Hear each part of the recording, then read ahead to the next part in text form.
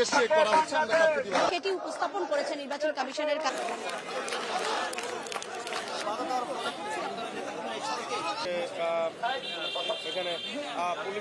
সভাপতি ত্রয়োদশ জাতীয় সংসদ নির্বাচন, এই নির্বাচনে পোস্টাল ব্যালটের যে একটি পক্ষপাতমূলক ডিজাইন করা হয়েছে, যেটা আমাদের কাতার এবং বাহরাইনে দেখা গেছে যে ভিন্ন ভিন্ন ভোটারদের পোস্টাল ব্যালট নির্দিষ্ট একটা জায়গায় 100-150 এরকম পোস্টাল ব্যালট নির্দিষ্ট একটা জায়গায় পৌঁছাচ্ছে, তারা পৌঁছাচ্ছেন।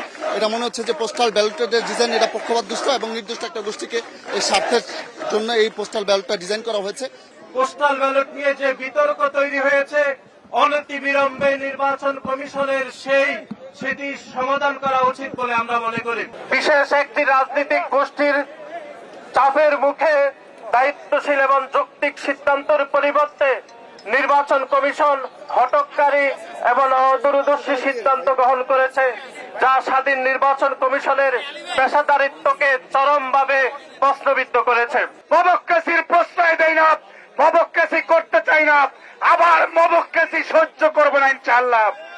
সুতরাং এই তসবি তাহালি আর খুশবুর আলাপ বাদ দিয়ে হালাল পথে আসেন, সিরাতুল মুস্তাকিমের পথে আসেন, ভান্ডামি বাদ দেন।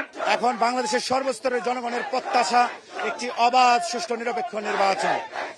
সেই নির্বাচন নিয়ে যদি কোনো তালবাহানা করা হয় তাহলে বাংলাদেশের জনগণ মেনে নেবে না। এই বাংলাদেশকে নিয়ে যদি কোনো ষড়যন্ত্র করা হয়, সকল ষড়যন্ত্রের বিরুদ্ধে আমরা রুখে দাঁড়াবো।